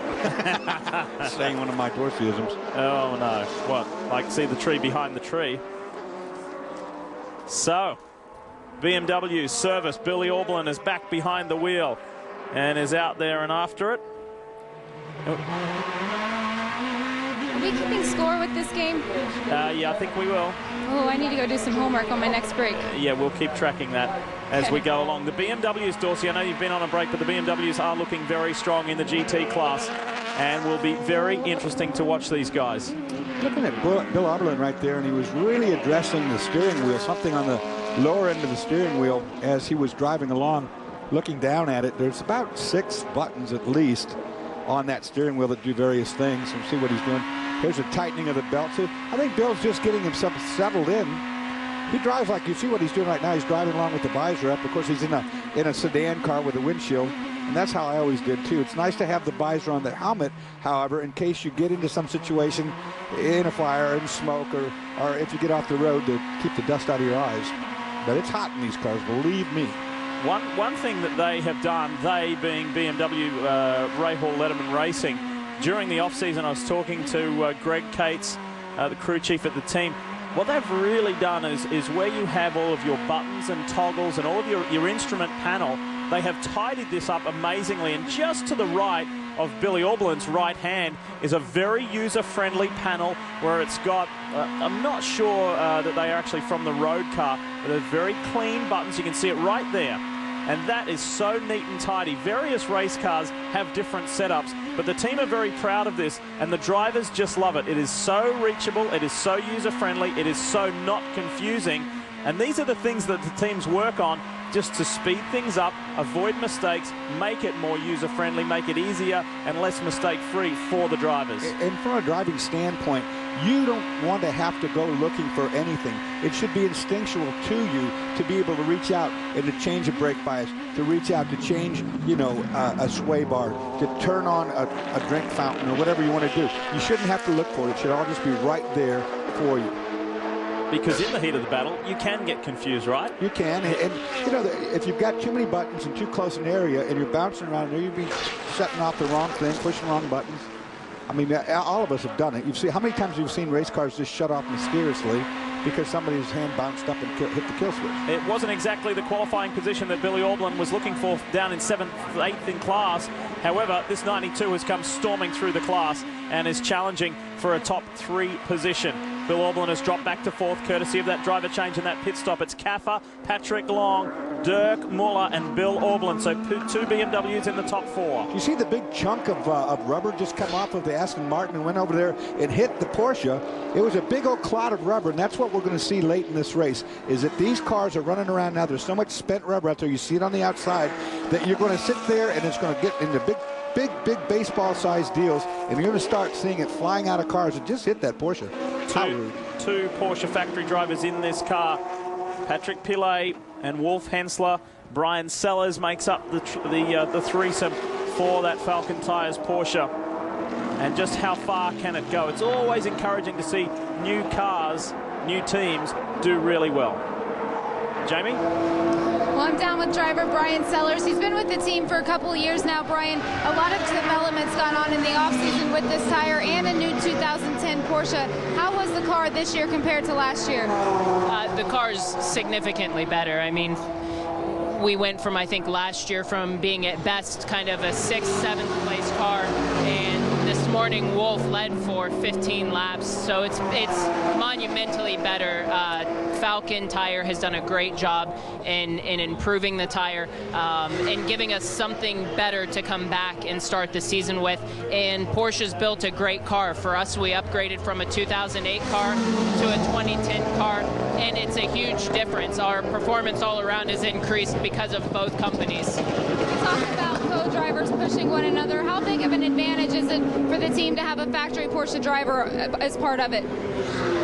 I mean, I think it's a huge advantage for multiple reasons. One, because there's not too many people that know the cars better than the factory drivers, especially Wolf. I think he's as good as they come. He has a lot of experience in an RSR. He knows what works and what doesn't work. So he's been able to bring a lot of information to the team that we probably wouldn't have had otherwise, maybe not had access to just because of lack of knowledge. And not to mention the fact that, like you said, you just continue to push each other and push each other. So, you know, you always give each other something to chase, and that increases the level of the team. in all development programs, it goes in different stages. What stage are you in now with the tire development?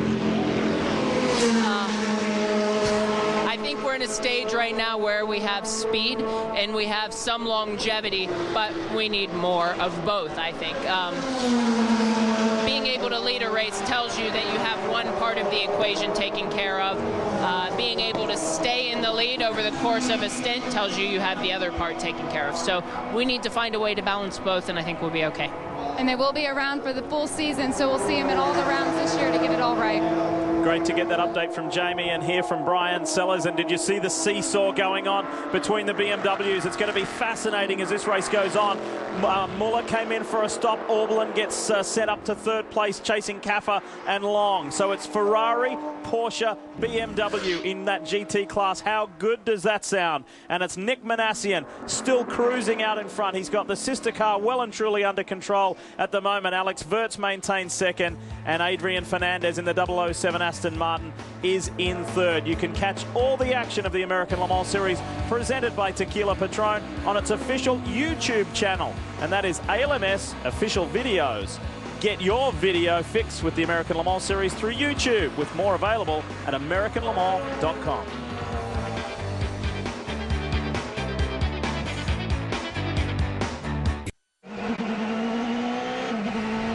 A quick reminder about something pretty cool where you can ask the drivers a question here at the Mobil 1 12 Hours of Sebring. You can get into the race in a different way by asking the biggest drivers your questions. You can submit them to the Aston Martin racing team, Patron Highcroft, whoever you like. Speedtv.com, ALMS section, search keyword Sebring for more information. It is as simple as that. Up front, it's Peugeot, Aston Martin. As we went to the break, things have not changed.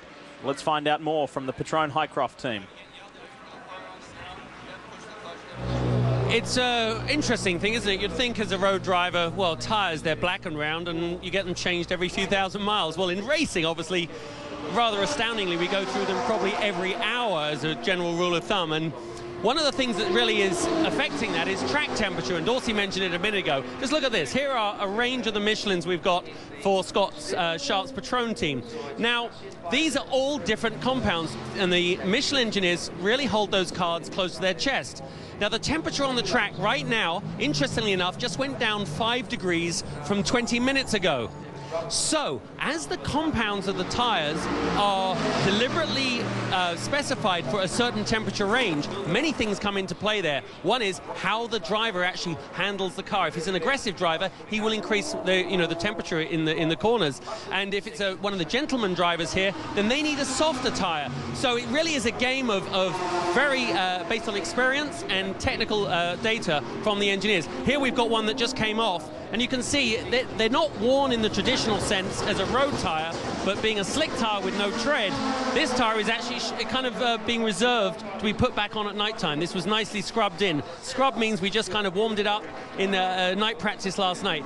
Nighttime tonight, you'll see as the temperature gets back around 65 track temperature, they'll put the ultra soft tires back on, which means they can run at a higher pace, maintain that lap time, even though technically the track is slower. So it's a real game of knowledge and expertise, and the driver and the data from the car really play a large part in that. So next time you roll up to your local tire dealer, spare a thought for these guys, because this is a very complicated area of the sport. And Dorsey, this track temperature is bouncing around right now, and this is concrete, remember, for the main part of this track, which is something we really don't see much of the rest of the year. So there's 2 races going on here, probably the tire one's just as competitive.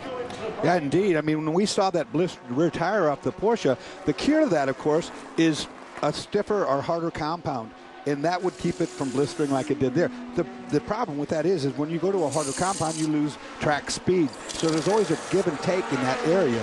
You know, how much grip can you get away with without getting that blister? A compound is a chemical makeup. I mean, these tires are put together, and there's chemistry inside of the tire which dictates what temperature it's optimized to run at. In a real slippery tire, a real sticky tire, like we'll see tonight, a soft compound tire, well, in heat, it'll go away almost instantaneously. Second place in GT, the 45 Flying Lizard Porsche, in, serviced and sent. Jamie was standing by. Did you see anything of interest, or was it routine, Jamie? It was routine. They did a driver change, 4 new tires, put in a full load of fuel. But one thing I've kind of been noticing over the last 2 pit stops is that air jack is starting to get a little slow. The car's going up in the air a little bit slower than what it usually does. And Mark Lieb's not behind the wheel, so we'll have to keep an eye on that as the night progresses. But we have seen the Porsches have trouble with those air jacks in the past. And of course, this air jack that Jamie's talking about, you take an air hose and plug it into a fitting at the top of the car, and there's 3 or 4 rams that run down into the asphalt and lift the car up off the ground. Now, if you have a pressure drop off for whatever reason, that's going to slow down that lifting ratio from the point where it comes from the ground up. And all these cars have these jacks. Yeah, there's a good look right here now at the Corvette. There was 4 of them up, 4 of them down. And updating you on Corvette racing, if you're a Corvette fan, we know there are many of you, hundreds of thousands of you. In fact, it's not a pretty scene. Dramas earlier today, mechanical dramas, and then collision dramas. And your boys are 8th and 10th. Make that more than that, actually, in class. They are well down there, 8+ laps down, I should say. And the 4 of Olivia Beretta is 10th. The number 3 of Johnny O'Connell is 12th in class. So it's not a pretty picture for the boys in yellow, the CompuWare C6Rs. You know, it was a huge miscue, no question. We've never seen Team Corvette make a mistake like they made here today. But I want you to look at the cars right now. They're back to pristine. They took them back behind the wall. They fixed them. They got them out here, and they'll just soldier on. You know, that's all you can do. There'll be a meeting with Doug Feehan and the boys tonight, and there's, you know, they're going to go over what went wrong so it never happens again. If you haven't seen it yet, if you're just joining us, watch this pit stop. Bam! I mean, that was really close to getting somebody injured. 2 cars hitting in pit lane, and that was a big hit. And Doug Feehan, the Corvette Racing Program leader, he said it was a miscommunication and the radio does not have an override position, and simple as that. I bet you it doesn't happen again. No, it won't happen again. Whoop, someone just dropped a wheel off. It was the Muscle Milk Porsche just dropping a wheel off. No harm done, though. Sasha Masson still well in control. That was the old tower turn, in that when you drop that wheel off over there, sooner or later digs a big hole, and what will happen is the tire will drop down in the hole, but the suspension will hit up on top of the curb. That's probably going to happen later tonight. Unfortunately, at night you can't see that hole. Right here's the same corner that we're going through right now. Check this out. We ride with the BMW M3 of Bill Aublin, the BMW Rahal Letterman Racing. This is a massive weekend for these guys. It's the renewed, refreshed car, and they have none other than Dr. Mario Tyson, the head of BMW Motorsport worldwide, here watching. Remember, BMW is no longer involved in Formula One. Their focus as a motorsport organization is solely on their GT racing here in the United States and in Europe. This is a really big deal. They celebrated their 35th anniversary, BMW Motorsport North America, this weekend, and they celebrated initially by grabbing the pole. They lost that due to a tech infraction, but if they could get the win, imagine what that would mean for the organization. Well, this is the race for the lead, and the way I'm looking at it right now, I would say Bill Auberlen in the BMW is running down and is faster than Jamie Mello in the Ferrari. There is nobody more successful in BMW cars in North America than Bill Auberlen. He has delivered this mark so many victories, it is not funny. He is so synonymous with the brand. Whoa, hear that on the rev limiter. Banged it up on the rev limiter right there instead of shifting up a gear, just trying to save that little millisecond that the shift would have cost him. He's running hard right now, trying to run the Ferrari down. This is good. Pressure on Jamie Mello. The Reese boys. Their weekend went askew with that crash earlier by Pierre Caffi. You saw the damaged car. It has had no ill effects. There's Dr. Mario Tyson, the man who forged that alliance in the early days with BMW Williams, then was right in the driving seat to go and get their own team when BMW acquired Sauber. And of course, that has all ended as of last year, and BMW is now in the business solely of GT sports car racing. Formula One's loss is the American Le Mans Series gain, and it's great to have someone of Dr. Tyson's stature here at Sebring.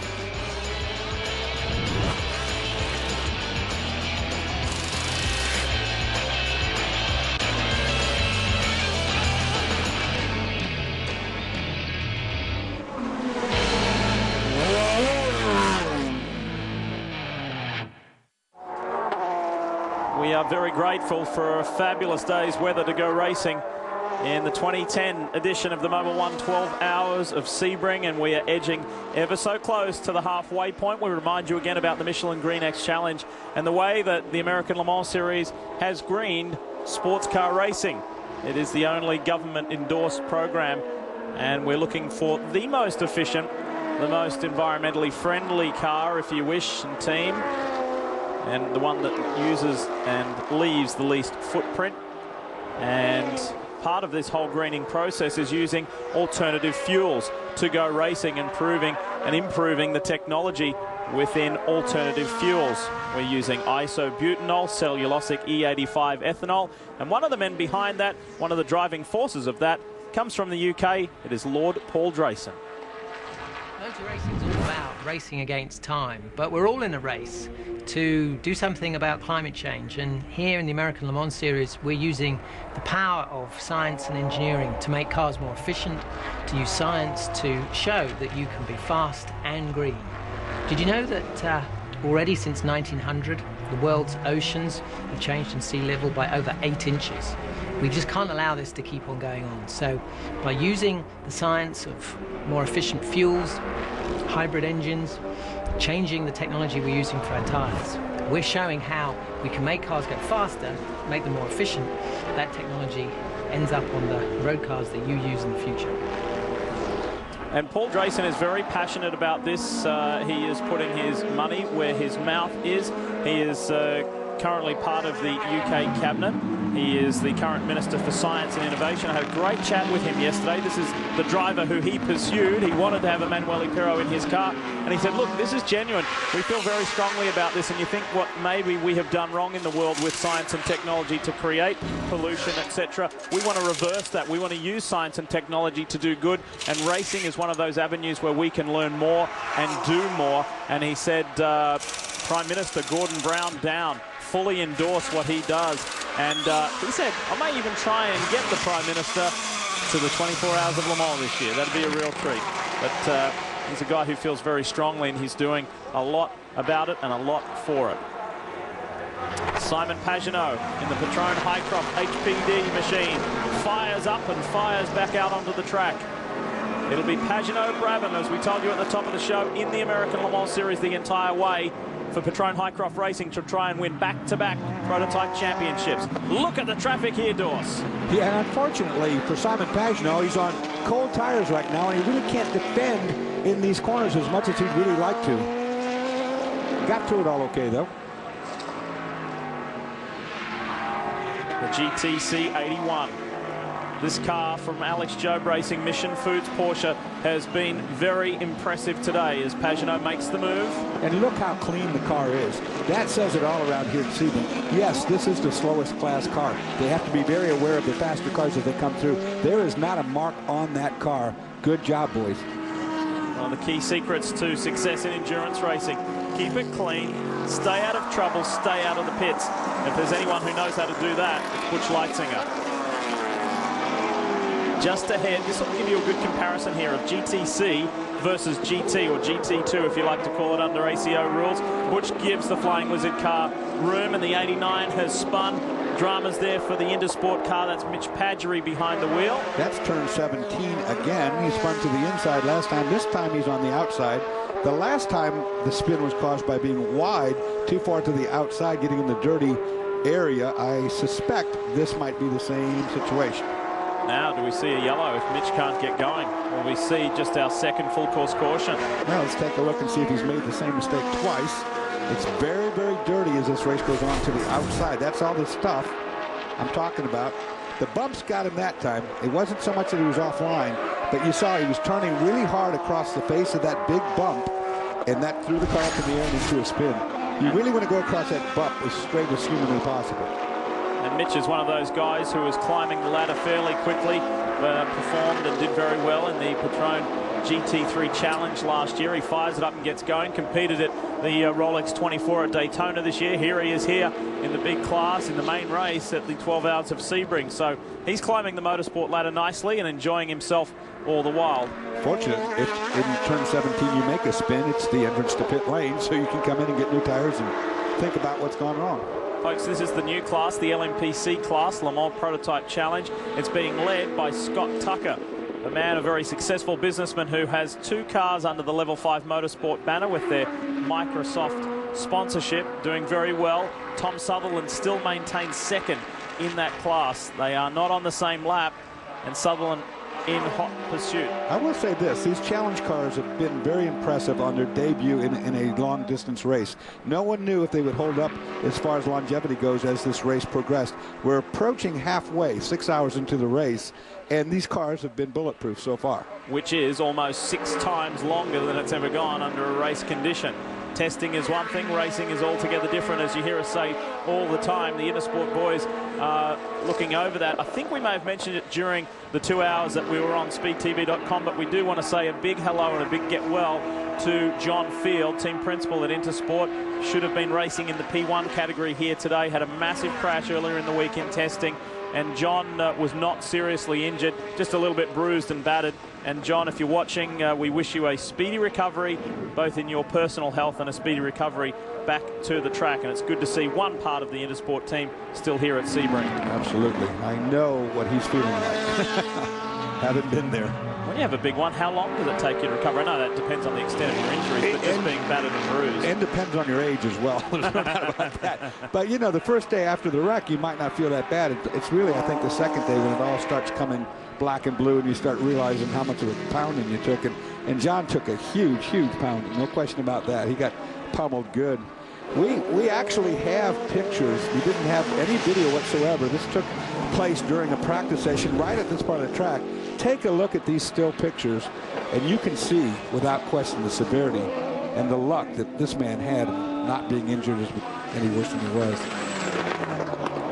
Reports by onlookers were that John was able to get himself out of the car and walk away, and then he did collapse a little afterwards and was then taken to hospital. But we're pleased to report that Captain America John Field is all right. He just needs a little bit of recovery time. Class leaders, it's still Peugeot up front. Manassian in control by just under a minute over Alex Wirtz. We'll be back. Brian Till after the break. We'll see you soon.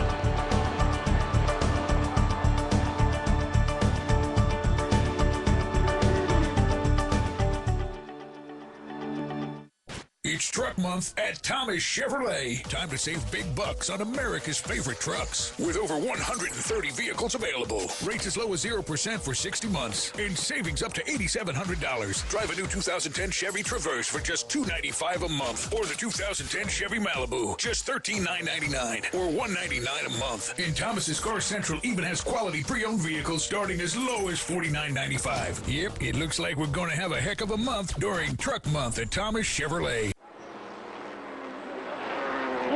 Saturday, April 17th, the American Le Mans Series hits the streets of Long Beach for a thrilling race in the California sun. So don't miss the American Le Mans Series from Long Beach, April 17th, 8 p.m. Eastern, only on Speed. Do you think this is exciting here at Sebring for these American Le Mans Series cars on the tight street circuit at Long Beach? And we're going to have a great one. You know, we talk about the technology in the American Le Mans Series, and you see it everywhere, from the Peugeots to the Aston Martins, the LMP1 cars down to the GT Challenge cars, and a lot of that technology resides both in the engines and the gearboxes. And I'm not talking about the mechanical parts, I'm talking about the lubricants that help those parts move. And Roger Hood from Mobil 1 USA Motorsports, technical advisor, Exxon Mobil Lubricants and Specialties, is here with us, a guest in the booth. Roger, welcome. How you doing?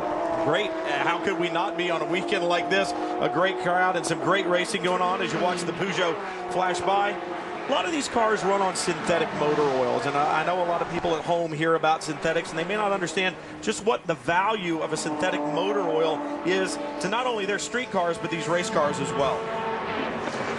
Well, the car's engine obviously is one of the most important parts of winning a race, and an integral part, and actually a part of the engine, the race engine, is the oil. Synthetic oils like Mobil 1 are able to pull heat away from the engine, provide the protection under the extreme conditions of racing. And I think the technical partnerships that you guys have as well is very important. You think about the relationships that you have with different automobile manufacturers. How important is that not only to the manufacturer, but to the data and the information that you guys collect as a company? Well, it's very important to both of us. We have a long-standing relationship with both Porsche and most recently a recently extended relationship with Corvette Racing.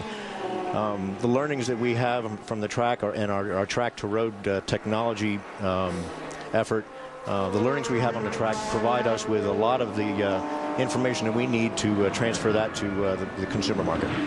Mobil 1 came out as a synthetic. I think it's one of the first, certainly one of the first I used. And to us, I guess to the standard guy, it's rocket science. Where are we? Are we at the tip of the iceberg? Is there still a lot to learn about synthetic lubricant? I think there is. I mean, every day, as part of a research effort in our research lab in Paulsboro, New Jersey, there's a continuing effort to discover the latest additives and the latest base stocks that will provide more protection, both in racing and for the general public. Well, I know, too, that when we were talking about rules packages earlier and the difference between the LMP1 diesels versus the petrol-powered cars, some of that energy that the Peugeots lost, they said, you know, we've searched it back by using certain lubricants here and there. And I know they have other technology partners, but endurance racing really is about enduring to the end. And a lot of times it's that fuel mileage that gets you there. And I think what a lot of people don't understand is that the lubricant, or how well that engine and all those parts are lubricated, has a lot to do with how much work that engine has to do, and therefore it affects your fuel economy. That's true, and not only the engine, but synthetic greases, gear oils, gearbox oils, rear axle oils, and engine oils all provide, synthetic oils like Mobil 1 provide a certain amount of efficiency gain. That's not easily measured, and most teams would have to tell you what they have gained specifically, you know, whether they're willing to share that or not. But there's definitely an efficiency gain from using synthetic oil. And obviously here at the Mobil 1 12 Hours of Sebring, I'm sure the technology flows back and forth.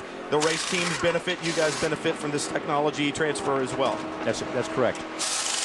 Well, Roger, I appreciate you coming by. I know you're busy because there's a lot of stuff going down on pit road, but thanks for stopping by, talking about Mobil 1, because I know that, you know, to a lot of people at home, as Dorsey said, this is rocket science. And when they take their cars to be filled up or have the oils changed, and the guy at the oil place says, hey, which one do you want? Do you want a synthetic or do you want regular? They don't really know some of the advantages, some of which we've talked about today. And it's interesting to think that somebody in a minivan hauling the kids to soccer may be reaping some of the benefits that these professional race teams out here may use week in and week out every time they go to the racetrack. Absolutely. Are there any known disadvantages in a synthetic over a petroleum-based oil? None that I've ever discovered. Very good. I don't know of any either. No, it's, you know, someone told me one time, it never hurts anything, it always helps everything. There you go. All right, Roger. Well, thank you very much. And the race continues here at Sebring, and it is a race of endurance. So like we talked about, everything comes into play, as we just talked to Roger Hood about from Mobil 1 US Motorsports. Whether it's the fuel, whether it's the lubricants, the tires, or the chassis, it all comes into play. We told you 12 minutes after the hour we would bring you the highlights. We're going to keep you up to date with what's been going on at the 12 Hours of Sebring. From the drop of the green, it was Peugeot power up front. Those diesel-powered Peugeot 908s, the last time we'll see them, they jumped away at the drop of the green, but the petrol-powered Aston Martin and Lola right behind, they gave chase, but the battle went to GT. GT with Falcon Tire. Of course, that's Wolf Henser up front. Gave a good showing for himself, and this turned into a war. And the passing and the battle started right from the beginning. They have not let up. Take a look at Emanuele Pirro in that number 8 Drayson Racing Lola, to the inside of Adrian Fernandez in the Aston Martin, but then problems for Paul Gentilosi's group. Yeah, unfortunately the Jaguar cracked a cylinder head and was not able to fix that problem and has retired from the race. Not the only car that would have problems early on. The Dyson Racing entry Mazda had problems with an oil pump, drove it back to the garage area, back to the transporter, able to change that oil pump, and once again technology helped that because they got an alarm. And here goes Emanuele again, being racy. Putting on a good show down at the hairpin for everyone. Emanuele Pirro may have been out of a prototype for a while, but he certainly did not lose any of his drive. We had the first full course caution of the day when Joel Feinberg had problems in his Le Mans Prototype Challenge class vehicle. That happened lap 29. Cold tires took that around. And if you want battles in GT this year, you certainly have them. BMW on Corvette. Throw in a Ferrari and a few Porsches as well. And look at the strength of the BMWs, but the Ferrari fighting back. We've seen this all day long, and I think we're going to see it all the way to the checkered flag. That's exactly the way they're running now. The 62 Ferrari with the 92 BMW chasing him. Chris Dyson, after the oil pump got replaced, makes it back out, and that car, I should say, is still running well. This is a cold tire situation once again. We talked about cold tires here all week long. Dirk Werner behind the wheel of the number 92 BMW just came out of the pits, and Bobby Rahal says, what are we doing, guys? We got to keep our wits about us. Well, watch this. This is the moment. Wow. This was the biggest mistake we've ever seen the Corvette team make. A miscue on radio, and the two cars collide in pit lane. Luckily, no one injured. Significant damage to both vehicles. The number 3 car had already had a problem with a power steering pump, and now that damage. In the 4, that was a lengthy repair as well. 3 has to come back to pit road. You see the damage caused by the contact. Damaged left front tire and wheel, and that has to be replaced. Once again, though, both cars, after serving penalties and all these problems, back on the racetrack, running well, looking like they're brand new. The 4 comes back after the lengthy repairs, back in the garage area for them as well. So the 4 back on track, and not a good day at all for the Corvette group. And problems as well for the number 8, the Drayson Racing entry, the Lola, with the V10. Judd, in the back, an alternator issue there. Alternator went bad, had to be replaced. But up front now, it's Alexander Wurz and then Sebastian Bourdais. Peugeot's running in lockstep. 1-2. Bourdais just about 22 seconds behind. Simon Pagenaud having a good day for Highcroft Racing as well. Take a look at the rest of the class leaders, and we'll be back.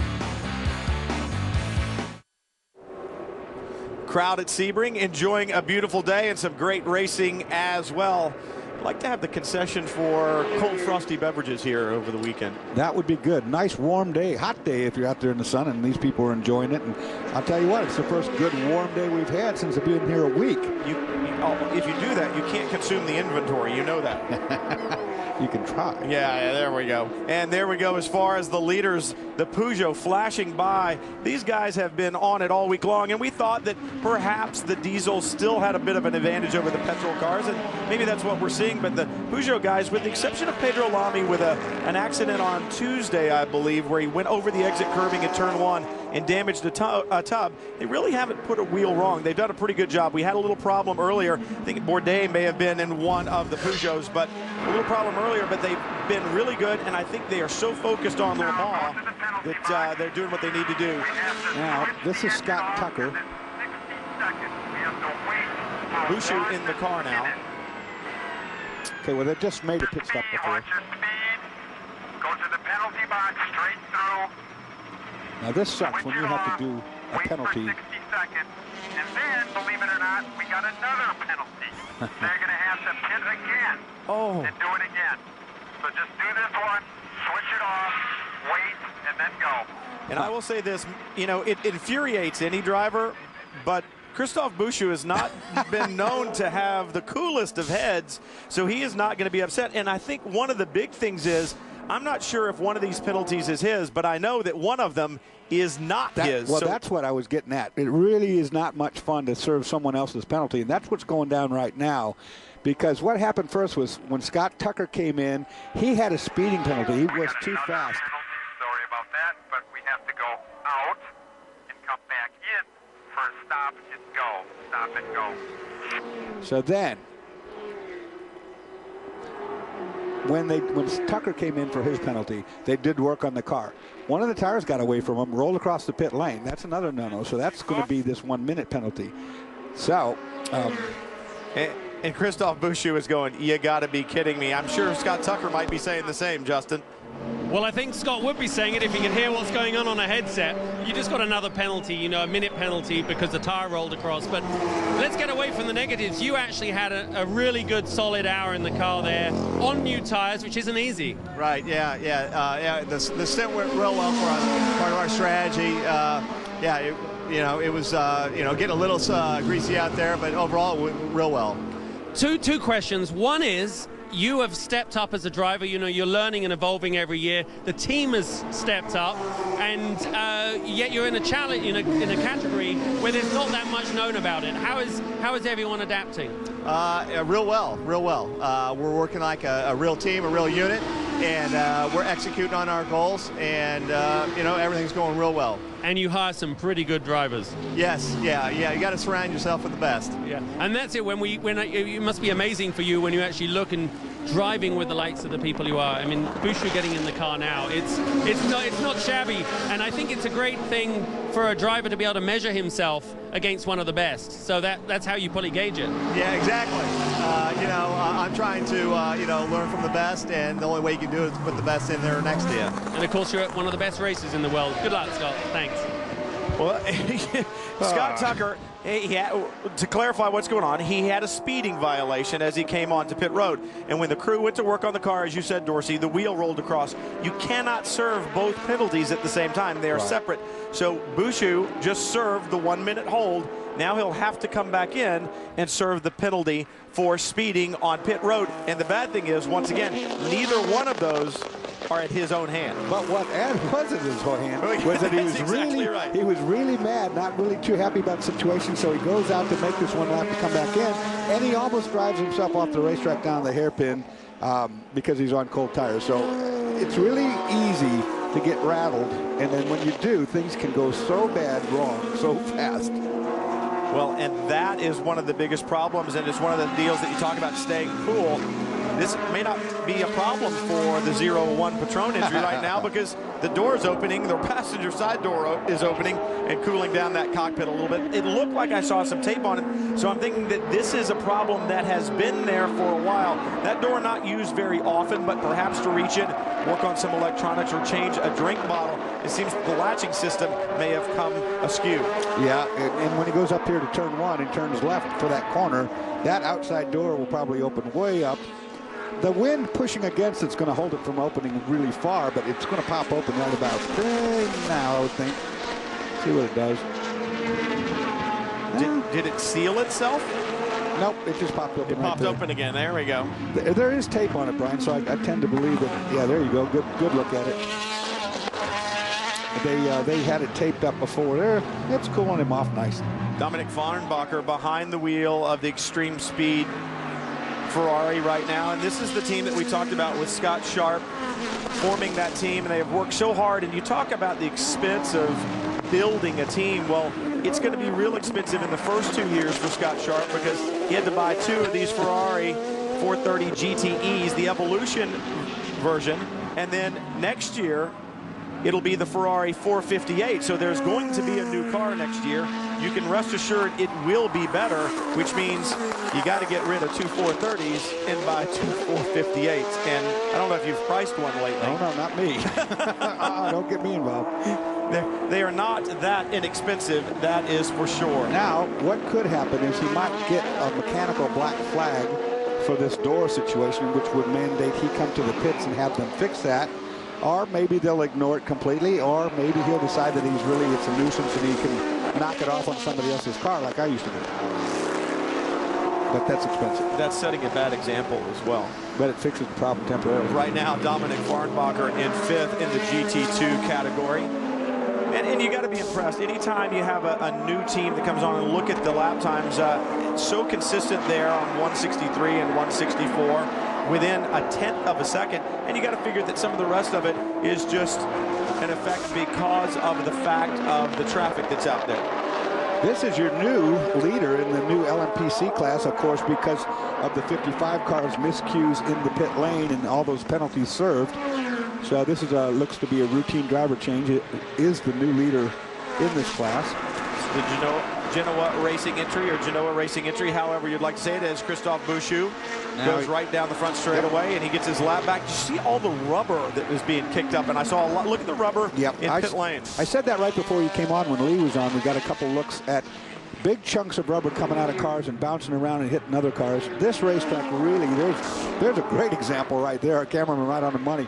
Those things weigh a pound or so a piece, and if you get clouded with one of those at 180 miles an hour, you got a problem. Well, the other thing that they'll do is they'll come off those front tires, blow those louvers out, and you see the louvers missing on the right side of the 36. Chris, what's going on in pit lane? Well, guys, you're talking about rubber, so I found you some rubber. Here's some of those chunks of rubber that are coming off the cars. And now one reason we're having a little bit of a problem with this year is because we have a little bit of a tire war going on. The Michelin, the Dunlop, we've got the Falcon tires out there.